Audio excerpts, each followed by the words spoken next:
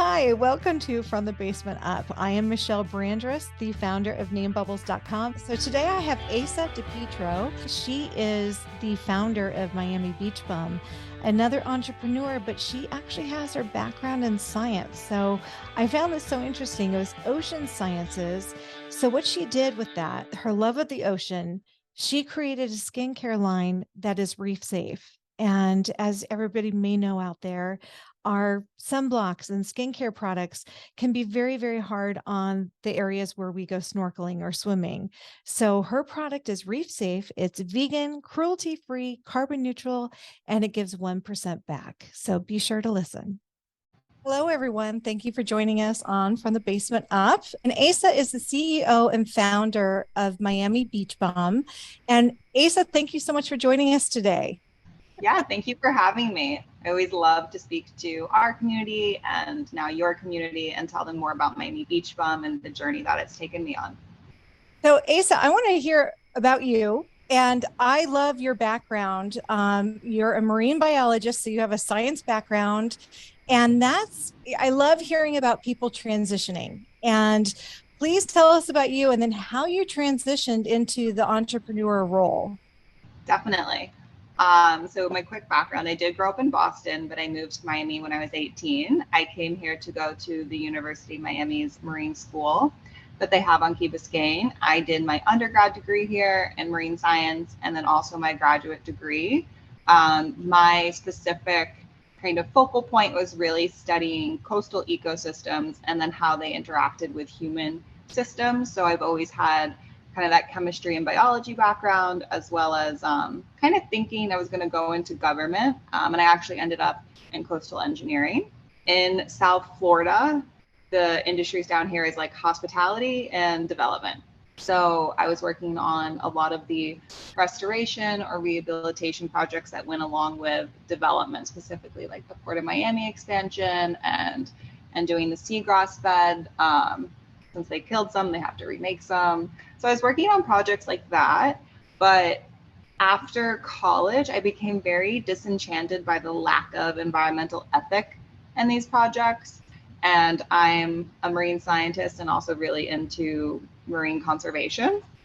So it was kind of feeling disenchanted in my full time post grad job. Paired with at the same time for me, self care has always been really about the activities that I do. And I love diving and kiteboarding and always being in the water. So I was also experiencing these really bad folliculitis rashes on my bum, quite literally where the brand name comes from. So that paired together with me always being kind of that girl that DIY'd my own hair masks, face masks, toothpaste, lotions at home. And I kind of just said, like, I need a change. I want to do something for me. I was, 26, 27 at the time. I was like, I'm still young enough to like give it a shot. So I kind of wrapped it all up and launched Miami Beach Bum. And it's really not just about our products being eco-friendly and microbiome friendly for your skin and really being effective and having a purpose. But I really work hard on the operation side. That's where I love to work, and it's about making the most like eco-friendly, social, forward supply chain, which, big beauty has always been tightly tied to the petroleum industry and, cheap manufacturing overseas. So back in 2017, 2018, when I was organizing Miami Beach Bum, it was kind of really great to bring this ethos into beauty because like clean beauty, green beauty was kind of just getting a foothold in the industry back then. And the transition was easy. I happily quit my job and kind of said, I'm just going to throw myself into this and never look back. You can't look back. So you have a lot of science on the website. And I love how you do that for everybody. So they can really see the science behind the formulas. And I want to know, how did you start coming up with these formulas? Yeah. So my whole thing behind formulating is like to keep it minimal for it to be effective, clean. It doesn't need some patented super ingredient. It's quite just making an emulsion and not cutting costs, and like loading it with the right ingredients for your skin. So for our Bum and Body Cream, you might see a lot of other brands are going to do a base of water. It's cheap. Tap water is free, basically free. And we chose to do it with a base of aloe because that's really restorative for the skin. Specifically, I was having folliculitis rashes, wet bathing suits, the bacteria in my pores was getting an overgrowth, and a lot of common skin concerns stem from bacteria, fungus, those microorganisms in your skin just kind of overgrowing and causing everything to go out of balance. So I knew I landed on the hero ingredient of oregano. I love to take it internally. It really kills bad bacteria, fungus, and using this on the skin. So it was a lot of trial and error, like with DIY at home. Okay, I'm going to take aloe or jojoba oil and put this herb in it or this combo of herbs. And it was kind of finding that combination that really worked well to improve my skin health. And then having my friends and my family test it out, because everyone has something, whether it's KP or acne from time to time, or you were in your yoga pants for too long. Like, we all struggle with skin issues on our body. And I really found that it worked for a lot of people. And again, back in 2017, body care wasn't really a focal point in the industry. And so, it was I got a little off tangent, really like doing that, the base of the formula with aloe, picking those hero ingredients that are good for your microbiome, and really just putting skin health first. That also coming down to like the right pH, and just knowing that like any petrochemicals or anything that was derived from petroleum was just like a no-go. We were going with clean alternatives, everything from plants at every turn. So I love that you transitioned from, working and, getting into development and then suddenly going into the entrepreneur role. How was that? Was it scary? What made you just go, nope, this is it. I'm doing it. I'm making this happen. No, I think maybe it's a bit of my personality. I've always kind of been fine to kind of jump or take that leap where no one is. And I don't like to force things. So when I was down here job hunting, and the engineering jobs I was getting were kind of outside of where my passions are, but I needed a job. I had to pay my bills. And I was applying to things and maybe not getting the positions I wanted, or the positions I wanted didn't have salaries where I could afford rent and food.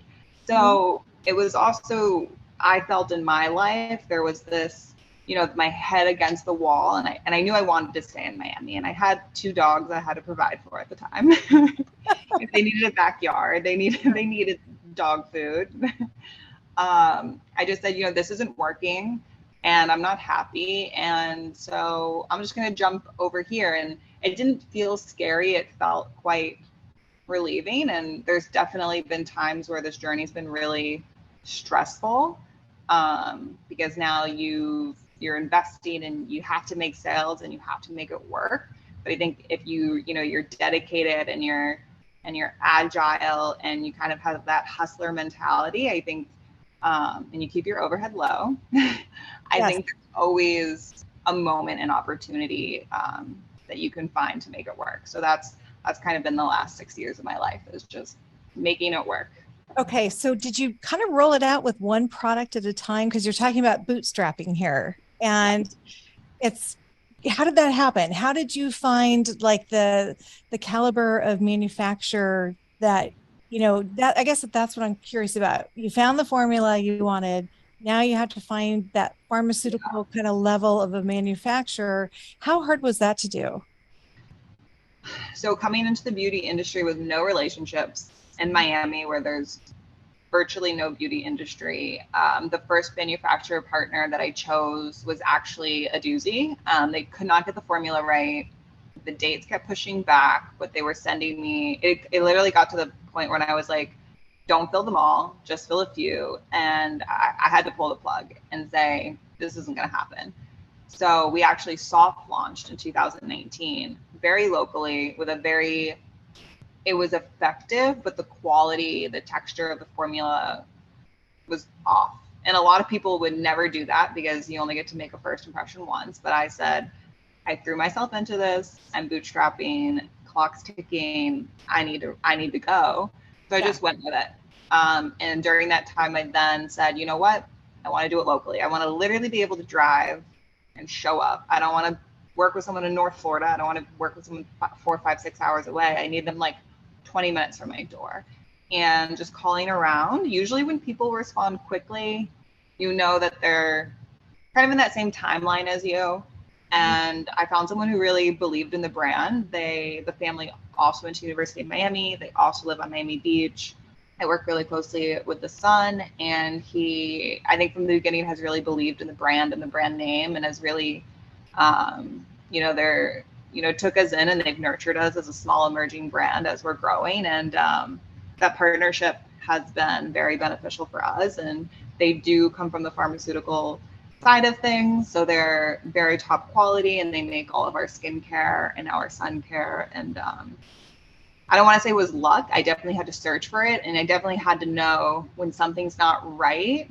Not necessarily hard, because things are hard, but when you just know something's not right, pulling the plug and digging deep to find that relationships that is going to work. And for me, the downside was I didn't come with a playbook and relationships or from within the industry. I had to kind of forge these relationships. It's still forging every step of the way. Absolutely. So there's one thing I definitely want you to announce, because I think this is so cool because of your scientific background and your marine biology background. All of your products are reef safe. So can you announce the really cool new product that's coming out that has been introduced? Yes. So all of our products are reef safe. It is just at the core of our ethos at Miami Beach Bum is being marine friendly. And this August, September, actually like a week before I had my baby girl, we launched our sun care collection. And what's really cool about this formula is that typically we do a base of aloe, which has now become really industry standard in clean beauty. So I said, like, how can I like take this up another notch? And we worked really hard to make it a base of broccoli and algae, where aloe is actually the third most concentrated ingredient, and then our zinc oxide. So it's 100% mineral, just packed with botanicals, so many vitamins and antioxidants. So it has so many skincare benefits, minimal white cast, and then of course our fun cheeky name. So for the face is Save Face, and then the body is called Blocked. Great. And that's been really fun to launch because with a name like Miami Beach Bum, everyone just expects you to have sun care. So it's like, here it is. That's so great. Congratulations. How long did it take you to get that formula sorted out? I would say we were a little over a year. I'm a little bit of a pusher, so push. I am too. Definitely pushed really fast on it. Tried to have it out for the beginning of summer, but things happen, and good thing it's sunny year round down here. And we got it out at the end of summer, but so a little over a year, but we were just kind of really set up with the expertise to make sunscreen. Our manufacturer, already works closely with FDA. So we definitely maybe had a jump because a lot of other brands tell me it definitely takes them 2 or 3 years to kind of put it all together. Wow. Okay. So that was fast tracked. And in my mind, because this is how naive I am, I was thinking, wow, a year's a long time. And you're like, it takes 2 to 3 years is it for a new sunscreen or a new product?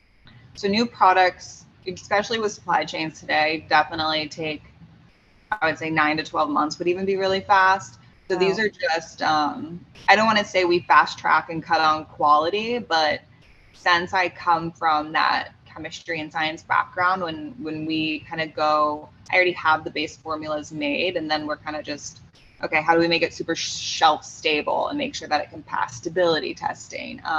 So we kind of already come into our manufacturer so far ahead that we're able to just keep, running quickly. But no, product innovation is not quick in this industry. And especially with sunscreens, because there's an extra FDA approval process that you need. So to actually get that SPF mark, sun protection factor, Congratulations. And this is right when you had a baby too. So, Yes, I worked. I gave birth 11 days past due, and I was working that afternoon. And when I went to the hospital that night, okay. didn't tell my baby that.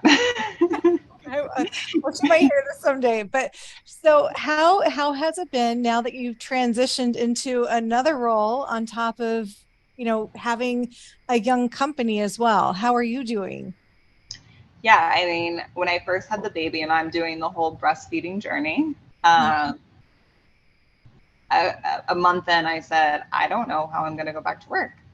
I said, now I pump and we put the milk in the bottle. And they said, okay, like we're getting closer.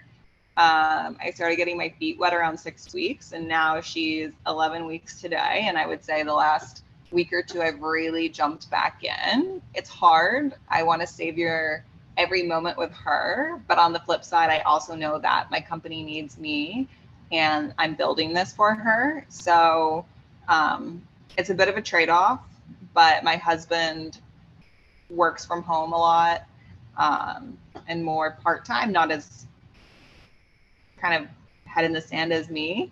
So he gets to spend a lot of time with her as well. Uh, That's great. Congratulations. I mean, congratulations on both fronts. So it just because your business is like a child. So now it's, you have two young children. Thanks. So, but that's exciting. That's very exciting. So as far as your background, so you had some articles or some interviews where you had an adventurous background. Would you mind sharing that with the listeners? Yeah, I think I saw that question. I laughed a little bit at it. I think even when I was younger, I think of myself growing up in Boston, and I always felt like this town's too small for me. It's a provincial, it's a small town, and I feel like I was always the one getting a little bit in trouble, maybe pushing the rules too far. And by the way, in Boston, very provincial, everyone has these strict rules, so it's easy to push a rule too far. Okay. And coming down to Miami, it's just I have that adventurous side where I'm like definitely willing to step out from status quo and not and there's I feel like certain things that are expected from you when you grow up in the Northeast in a life timeline, and I'm kind of like whatever, like I don't really, judge me for it or not, I don't care. So I think that's helped me. And then on the other side, I'm like a sports junkie. I love to ski, I love to kiteboard, I love to paddleboard. And so this was also a big thing that's in the ethos of the company, is that self-care is also kind of this movement and this activity that you love to do. It's not just the products you use. So that's why our collection is what I think is so fun. Like we have that skincare that's restorative and nourishing and very minimal. But we also have our beach collection. We have our hair shield to protect your hair from the damage of sun, salt, and chlorine, and the bug spray. Because, I mean, anywhere on the East Coast, but especially Miami, like if you're out doing things, like you're definitely getting bit by mosquitoes. And we have our 3-in-1 mister that you can always refresh. I actually use it as a deodorant. We also have these fun products that can also be a form of self-care, protecting your skin and your hair while you're out there doing kind of these adventure sports or activities. So we do like to say that we hope to inspire people to be more adventurous when they take that time for themselves. It doesn't always have to look like a bubble bath. It could look like a surf session. So you have a website where you sell your products, and that is miamibeachbum.com. Do you see yourself also getting into stores around the country? Yeah, that's been a big push this year. D2C is just the quickest way to reach your customer. You throw up your Shopify storefront and off to the races, get some social media up, some advertising and traffic, and you get to own your customer data. So we really, these past 4 years, 4 years, have got to learn like who is our customer, who is that Miami Beach Bum. And now with the economy and the way it is, a big push when I was fundraising last year was to take that money to be able to get into retail. And thank God we got a little bit of jump before the economy took such a dive, because it's definitely, I think, necessary to be omni-channel. So we're working really hard. We do sell at Revolve. We sell about 100 independent retailers around the country. And right now, with the launch of sun care, it kind of even opens the door. Now that I'm back, I'm doing a big push in the hospitality industry in the Caribbean and South Florida, hotels, cruise lines, things outside of skincare. And we are definitely in talks and working really hard to partner with really an anchor retail partnership for us, a typical beauty one. I can't say much more. I'm so excited for you because now it's like, as a consumer, realizing it has to be reef safe, and finding that the sunblock, this is fantastic. I'm so excited for you. It sounds like this was a big one you've been wanting to do for a while. So that's super. As far as I know that you have like a giving back aspect to the business. Would you mind going over that a little bit? Yeah, so we actually give back to a nonprofit organization called Operation Liberation, and it's run by a woman, Elizabeth, who I actually went to graduate school with. So she's also a fellow marine scientist, and I think she went into consulting after graduate school. She's that girl who, is kind of always pushing, veganism and is out there, free. We have Lolita locked up in our aquarium, and really pushing for animal welfare, and literally on the ground will take dogs from really abused situations. The things that are really like tug at your heart, and you're like, oh, I know it's not good, but it's so hard to immerse your daily life in that because it can be a little depressing. And the Northeast kind of has it more cleaned up. Down here in South Florida, we really see horrible things being done to animals, like just atrocious. And she really has now full-time dove into that, and a dollar for the dollar goes there. So we do give back 1% to her organization. And some people tell me like, oh, well, it doesn't seem the most on brand. Like, shouldn't you be doing something more marine inspired? And I'm like, we're vegan, we're cruelty free. And what I like about this is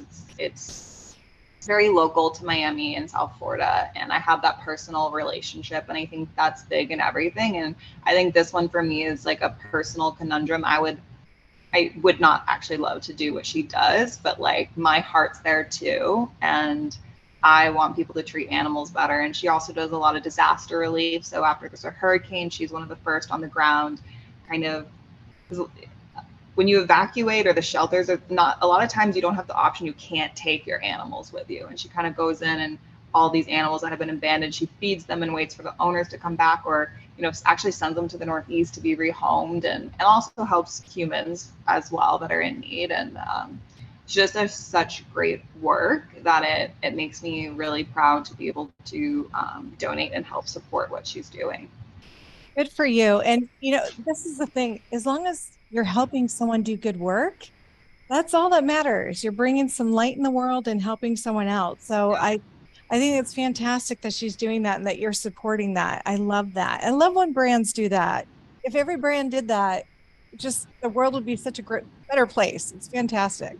And I love it from this side of, I knew if I'm going to start a company, the giving back aspect is so big for me. And I really can't wait till we're more successful, because that's something that I think could be a full-time role that I would like to dedicate my time to more. It's just like, okay, now now that we've made this money, how do we take this money and do like really, really awesome community projects that have an impact?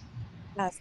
So, as you grow, as you mentioned that, I've found personally growth can be very challenging. You're growing, but there's a chance to implode because you grow so fast. Yeah. So how are you looking to scale, especially with a sunblock line? Because I could really see this taking off. Do you have like a strategic plan over the next, 1 to 3 years just with the sunblock alone? Yeah, we definitely strategically look at our different categories we're in, because we're so cross category. We're in hair care, body care, skin care, now sun care, and bug spray.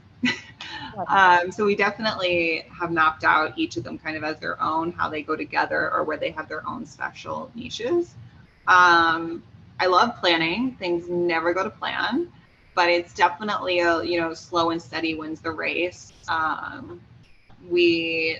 We don't want to just, like you said, grow so quick, because we are an inventory business. So that was a big thing. I fundraised last year. We closed our seed round in January, and a lot of that money was actually for inventory, because when people buy beauty, they want it now, whether it's D2C or we're selling to another business. Like, customers online want it the next day, thanks Amazon. And businesses, they want it within 30 days. So you have to have the product on hand. So that's where kind of the fundraising came in, to really allow us to grow a little bit quicker. But we want to be around in 5-10 years from now. We don't want to just burn out quick. So it's definitely strategically kind of making sure we're omni-channel and our marketing approaches. We want to be everywhere the customer is, but we have to start slow. Yeah. Have you integrated into Amazon yet?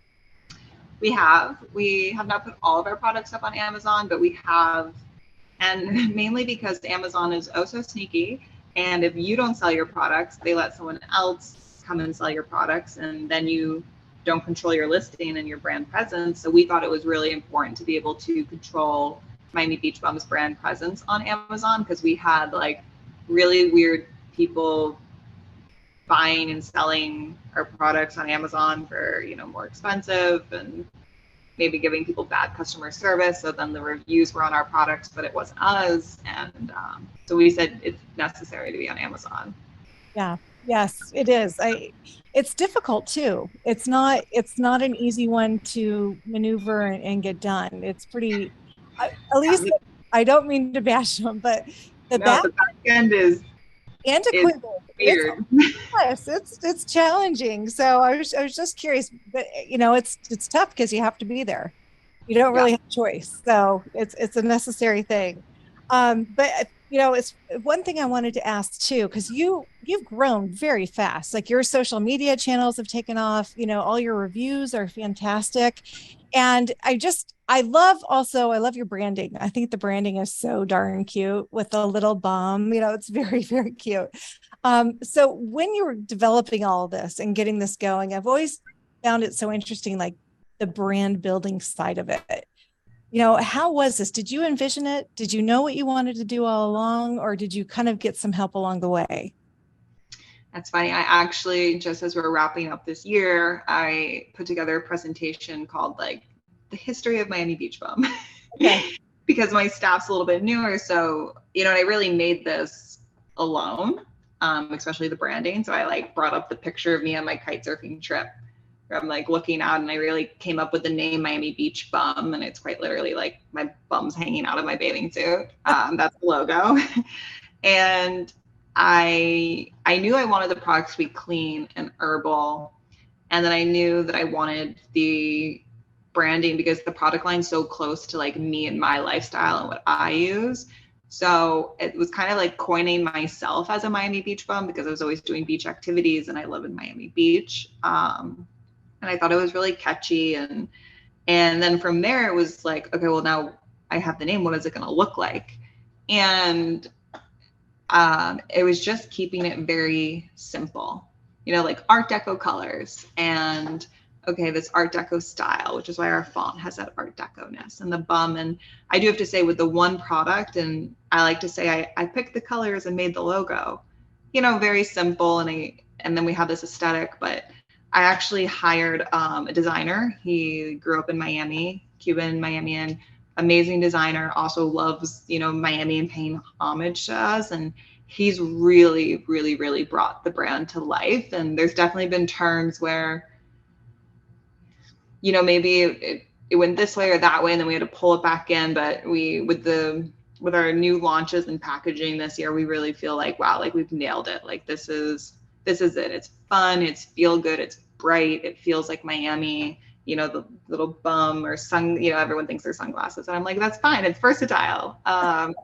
So it's definitely been a journey, and designs, I'm creative, but design's not my background. It's not my strong point, but it really just pays homage to Miami Beach Art Deco, and it's really worked for us, and we run with it. And, then we just kind of bring in that more fun, feel good.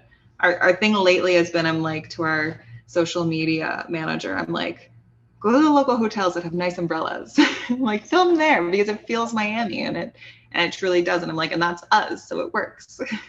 Well, it's great. It's a great logo. It's very fun. So, as far as building your team up, because I find this to be challenging. It can be challenging, because you really want to find that culture and that right fit. How, what have you found works for you on your end? It's been hard. We have a really good staff right now, and I love our team right now. And a lot of them have come from LinkedIn job posts. In the beginning, I would say we definitely had a lot of turnover, and that was also difficult because I think sometimes you can tell someone like, no, you're a good fit, you're good, but if they see people around them getting fired, it doesn't make them feel good. Mm-hmm. So it's been hard, but this year we've had, we were able to put together a great team, and everyone's very hyper focused. So we have one person doing our email, one person doing our tech, one person doing our social media, a designer. And down here in Miami, I've really had to hire outside of the beauty industry. These are people who come from hospitality, or we're connected through Madeline. She actually came from New York, but she comes kind of from that tech background, but has never worked on a beauty brand. So there's that bit of onboarding. And I was really lucky. Our CMO, who really leads our whole marketing team, because I'm more on the operations side, she comes from beauty, so she's able to pull it all together and kind of give everyone that rundown. But the team building is difficult, and especially like we don't work from home.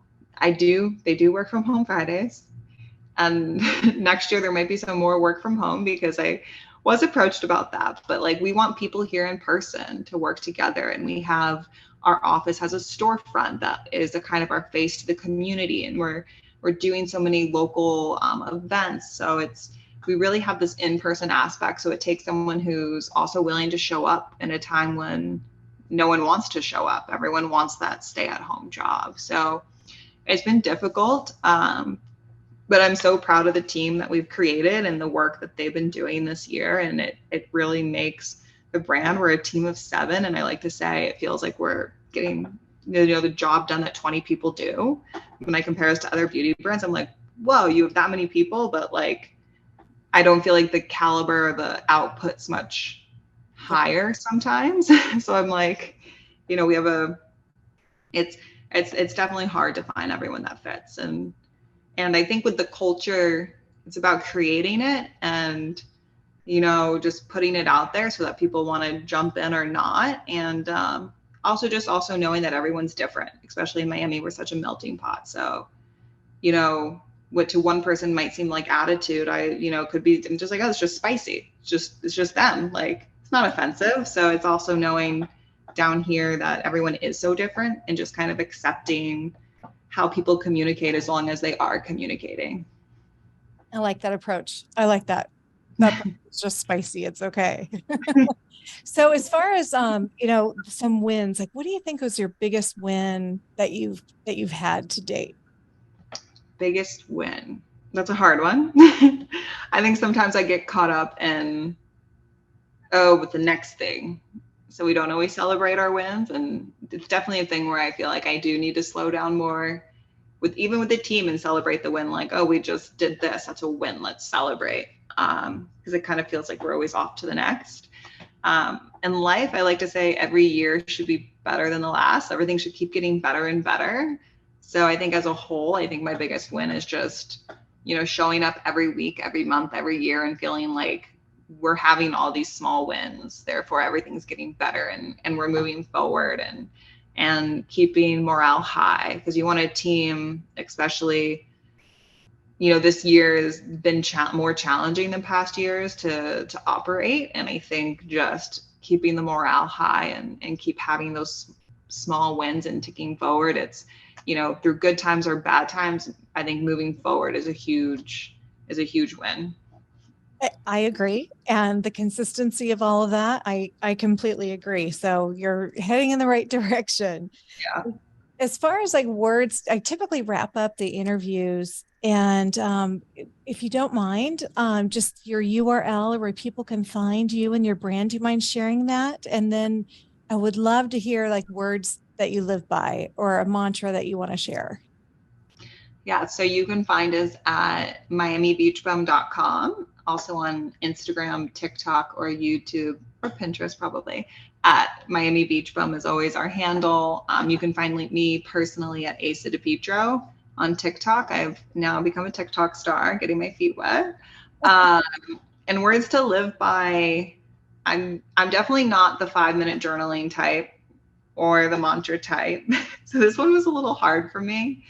But I think definitely it's always just find the opportunity. As I keep kind of hinting at, this year being so hard for startups and a lot of people, I think just knowing that, like, to stay positive and know that even when you think an opportunity is closing, because, you know, like D2C, there's definitely less people shopping this year. I've heard industry wide, the growth just isn't there that we've seen in past years. And it's just kind of knowing that even when things seem down, that just means if there's an opportunity in everything, and you just really have to find it and be authentic and exploit those opportunities. And I think that comes from kind of brainstorming new angles and not always just using best practices or following what other people are doing, and kind of leading the pack and staying ahead of the curve. And I think that's really my mantra, is that, like, if you want to find a way, you will. You'll always make it work. Ayssa, thank you. That was fantastic. No, I agree 100%. Being positive and finding the opportunities, it's everything. So, and I really appreciate you introducing us all to Miami Beach Bum. And this was just a pleasure to meet you, and congratulations on your baby and all these fantastic products that are coming out. Great. Thank you so much for having me. Thank you. Thank you to our listeners for joining us for today's episode. And thank you to my amazing producer, Emily Flanagan. She deals with all my shenanigans. Julia Augustino, thank you for the amazing composition that you have made for the podcast. And listeners, feel free to check us out on our social media channels. Don't forget to give us a 5-star review. And you can also visit us on FromTheBasementUp.com. Thank you so much.